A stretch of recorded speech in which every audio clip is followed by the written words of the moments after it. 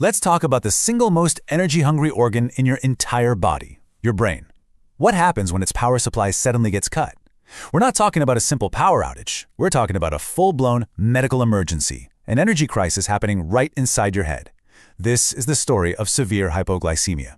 So let's just dive right in with this question. Think of your brain as this incredible high-performance engine that's running 24/7. But what happens when that engine suddenly, and I mean completely, runs out of gas? That's the emergency we're unpacking today. To really get a handle on this, we first need to understand the brain's very unique and frankly super demanding relationship with its fuel. Now, get this. Unlike your muscles or liver, the brain has absolutely no fuel reserves. Zero. It can't make its own glucose, and it can't store any for a rainy day. It is 100% dependent on a constant, second-by-second supply of glucose from your bloodstream. Any interruption in that supply line is an immediate critical problem. And that critical interruption has a name: hypoglycemia. It's a pretty simple concept, really. It just means your blood glucose, your blood sugar, has dropped below the normal level. But when that happens, the brain isn't just getting a little hungry. It's literally being starved of the only fuel it knows how to use. Okay, but here's where we need to get specific. Not all hypoglycemia is created equal. We're zooming in on a particularly dangerous type, which brings us to a super important question. What exactly makes it severe? And this slide just lays it out perfectly. We tend to think of low blood sugar as just a number on a glucose meter, right? Like anything under 54. But severe hypoglycemia, well, it isn't defined by a number at all. It's defined by the person's condition. If their brain is so starved of fuel that they're confused or disoriented or unconscious, if they physically cannot help themselves, that is severe. It doesn't matter what the meter says. Now, you might be thinking, wow, that sounds terrifyingly easy to slip into. But here's the thing. Our bodies are amazingly well equipped to stop this from happening. So the real mystery is, why does it happen at all? Well, it happens when the body's powerful defenses fail. Think of it like your body has its own internal SWAT team. The second glucose levels start to dip, the pancreas slams the brakes on insulin. Then it unleashes glucagon, which tells the liver, release the stored sugar now. Your adrenal glands jump in, flooding your system with epinephrine. Yep, that's adrenaline. And finally, cortisol and growth hormone join the fight. It is an all-out physiological war to get blood sugar back up. So with all that incredible protection, how does this still happen? The answer is pretty straightforward. Severe hypoglycemia happens when those powerful defenses are either completely overwhelmed, actively suppressed, or they just failed to show up. And the number one reason these defenses get overwhelmed might actually surprise you. It's medications, specifically drugs used to lower blood sugar in people with diabetes, like insulin or a class of pills called sulfonylureas. This little scenario here just paints the perfect picture of how easily this can happen. Imagine an elderly patient. They take their insulin dose just like they're supposed to, but then they get distracted or they aren't hungry and they skip dinner.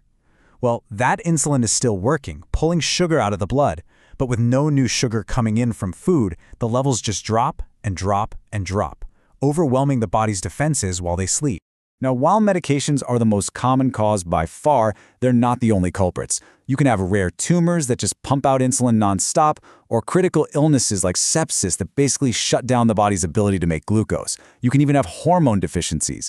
And a really big one is alcohol, which can literally block your liver from producing new glucose. A recipe for disaster, especially if you haven't eaten. Thankfully, the body doesn't usually go down without a fight. It sends out a series of increasingly frantic warning signs, and learning to read those signs is absolutely key. And you can see the progression so clearly here. The first warnings are all driven by that adrenaline surge we talked about. That's the sweating, the shaking, the racing heart, the intense hunger. Those are your body's alarm bells screaming for help. If those alarms are missed, you slip into the critical stage, where the brain itself is running on fumes. That's when you see neuroglycopenic symptoms, the confusion, the slurred speech, the bizarre behavior, which can quickly escalate to seizures and even a coma. In a hospital, doctors have this classic, almost beautiful diagnostic tool called Whipple's Triad to nail down what's happening. It's a simple three-part test. 1, does the person have the symptoms? Check. 2, do you measure their blood sugar and find that it's actually low? Check. And 3, the real clincher. When you give them sugar, do the symptoms go away? Check. It's just a logical, rock-solid way to confirm the diagnosis. Okay, so we've talked about how dangerous this is, but now I want to shift gears to the single most important message of this entire explainer. This is a treatable emergency. Swift, correct action saves brain cells and saves lives. So what do? It all comes down to one critical question. Are they conscious? If they are awake and can swallow, you have to give them 15 to 20 grams of fast-acting sugar. Think juice, regular soda, glucose tablets. But, and this is a huge but, if they are unconscious, do not try to put anything in their mouth. That is a 911 call. That is an emergency that requires IV dextrose from a paramedic or a glucagon injection. So once the immediate crisis is handled, the focus has to shift to long-term prevention. And that means you have to find the root cause. You have to tailor the fix to the problem. If a medication is the culprit, you adjust the dose. If it's a tumor, it has to be surgically removed. If hormones are missing, you replace them. The key is to solve the underlying issues so it doesn't happen again. And really, that brings us to the most powerful idea of all, prevention. Because for the vast majority of cases, which are tied to medication, this is a highly preventable condition.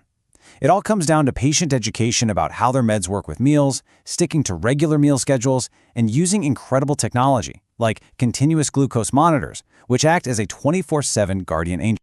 So, we'll end on this thought. You've just walked through the brain's energy crisis, from the cause all the way to the cure. You know how it starts, from a simple tremor to a life-threatening loss of consciousness. And you know the simple, immediate actions that can reverse it. So the question is, if you saw this unfolding in front of you, could you be the one to recognize this emergency and help save a life?